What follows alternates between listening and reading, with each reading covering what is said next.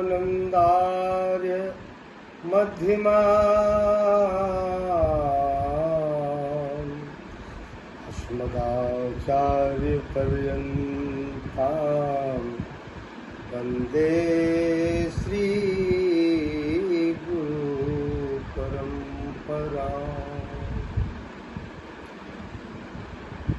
जय सिया राम।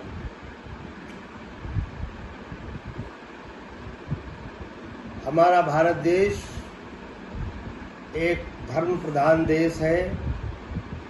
सतयुग रहा हो, चाहे त्रेता रहा हो, चाहे द्वापर रहा हो, चाहे कलयुग, धर्म अर्थ काम मोक्ष जिस तरह से आवश्यक रहा है मानव जीवन के लिए, उसी तरह ये चारों वर्ण व्यवस्था भी संत महापुरुषों की देन रही है, हमारे बुजुर्गों की देन रही है। इधर इस कलिकाल में ब्राह्मण वर्ग के ऊपर तमाम सारे लोग, तमाम राजनीतिक पार्टियां आरोप प्रत्यारोप लगा रही हैं, जबकि इस संसार की शुरुआत में या आगे भी मध्य में भगवान ने स्वयं ब्राह्मणों का सम्मान किया है। भक्ति भूमि भूसुर सुरभि सुरहित लाग कृपाल करित करत चरित धरि तन मनुज सुनैत मिटहि जग जान। भक्ति भूमि भूसुर सुरभि, हमेशा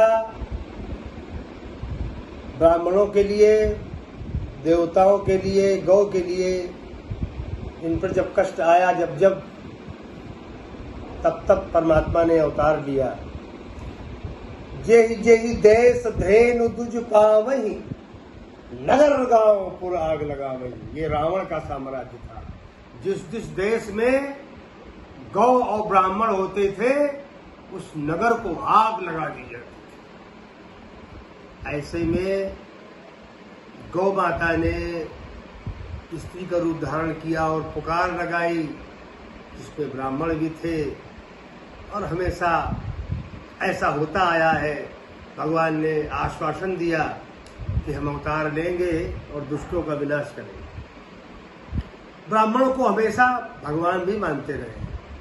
इधर कुछ वर्षों से ब्राह्मणों का विरोध कर रही हैं राजनीतिक पार्टियां।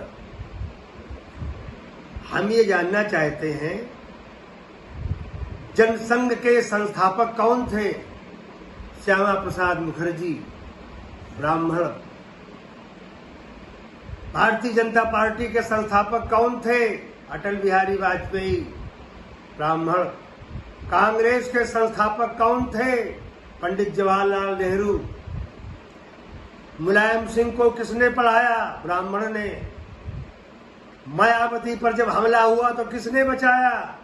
ब्राह्मण ने। ब्राह्मण जब कहीं भंडारा पाने जाता है किसी संत महात्मा के यहाँ पंगत में, तो जब ब्राह्मण भोजन करता है, पंगत में लाइन में सब बैठे होते हैं, तो क्या ब्राह्मण ये पूछता है किस जात के हो, तुम किस जात के हो? कभी पूछा आज तक? कभी नहीं पूछता है। कवच अभेद विप्र पद पूजा, ऐसम विजय उपाय न दूजा। कवच अभेद, कवच की तरह अभेद्य है विप्र की पद पूजा, ऐसम विजय उपाय न दूजा। इसके अलावा कोई दूसरा उपाय नहीं है। भगवान लक्ष्मण जी को समझाते हैं, भगवान लक्ष्मण जी को समझाते हैं ज्ञान और भक्ति के उपदेश के समय, प्रथम ही विप्र चरण अति प्रीति। जो तुमसे डरता है वो अभय हो जाता है। अभय हो जो तुम्हें डराई, इसलिए ब्राह्मणों का सभी लोग सम्मान करें, ब्राह्मण सबका सम्मान करें। हम सब एक हैं, ईश्वर अंश जीव अविनाशी। जो लोग ये कहते हैं कि ब्राह्मणों ने दलितों पर अत्याचार किया है, कब किया? मेरे पिता ने तो किया नहीं, मेरे बाबा ने तो किया नहीं। जब कभी हुआ होगा उस समय मुगलों की सरकार रही होगी, अंग्रेजों की सरकार रही होगी, उनका शासन होगा, तो उनके समय में कुछ हुआ तो उसके लिए ब्राह्मण कहाँ दोषी है? अतः हम यही कहते हैं, अभय होय जो तुम्हें डराई, विप्रवंश कहे अष्प्रभुताई, अभय होय जो तुम्हें डराई, भगवान राम कहते हैं। इसलिए भगवत मर्यादा को ध्यान में रखते हुए ब्राह्मणों पर व्यर्थ के आरोप न लगाए जाए और ब्राह्मणों का सम्मान किया जाए। ब्राह्मण भी सबका सम्मान करें। हम सब एक हैं, एक ही धरती माता के सपूत हैं और हम सब एक हैं। ब्राह्मण, क्षत्रिय, वैश्य एवं हमारे अनुसूचित जनजाति के लोग सब हमें प्रिय हैं, हम सबको प्रिय हैं।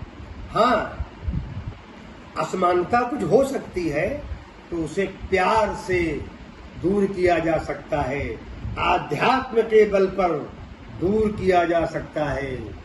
व्यर्थ के आरोप लगाने से कुछ नहीं हो सकता। इसलिए जो समाज के मूर्धन्य लोग हैं, राजनीतिक दल के लोग हैं और जो समाज के अगुवाकार लोग हैं, उनको चाहिए कि वो ब्राह्मण का सम्मान करें। ब्राह्मण को चाहिए कि वो सब जातियों का सम्मान करें।